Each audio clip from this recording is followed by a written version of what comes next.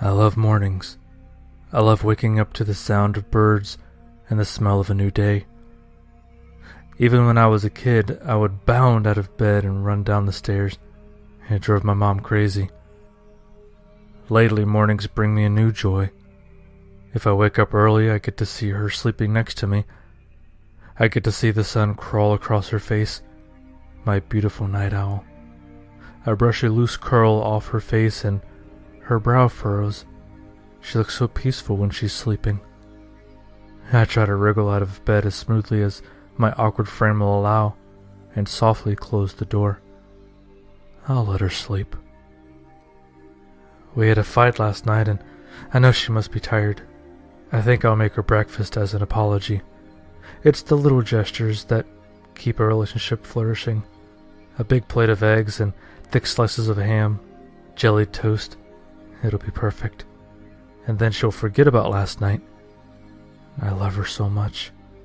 I just want her to be happy. I just want her to understand how much I love her, how much I care. I survey our kitchen. No one taught me to cook. My mom never made me breakfast or any meals really.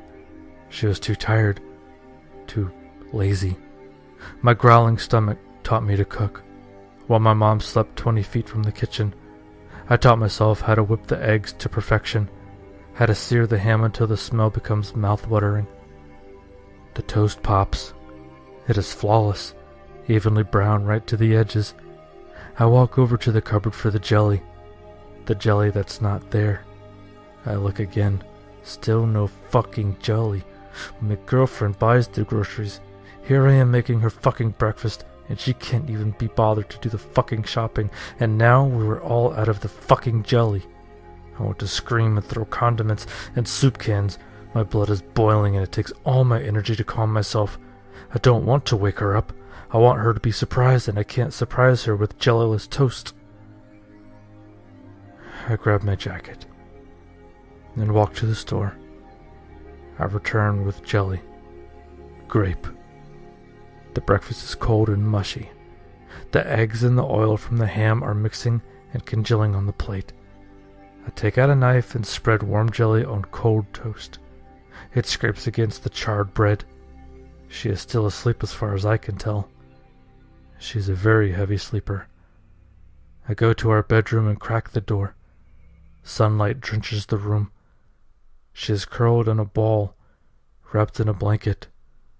I climb into bed next to her. "Good morning, baby," I murmur in her ear.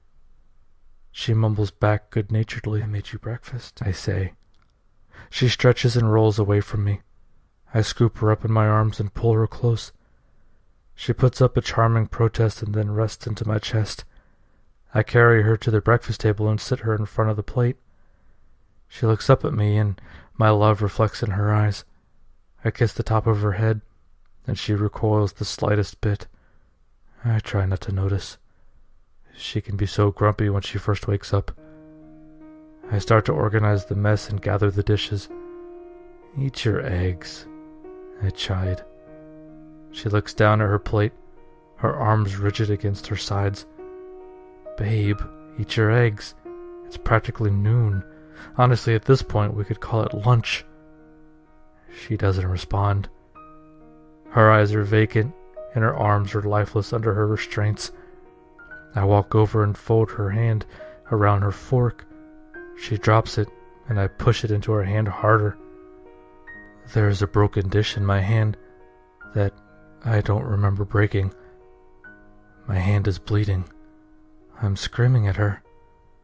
She's bent forward, awkwardly scooping eggs off the plate and crying. Her arms are still secured to her side. Her brow is furrowed as she picks at the slimy breakfast. She always does this. I start the morning so happy and she ruins it. I don't understand why she insists on making us fight. All I do is love her. And how does she treat me? She rejects me, and she never says thank you. She is selfish and she has no right to treat me this way. I made her eggs for breakfast.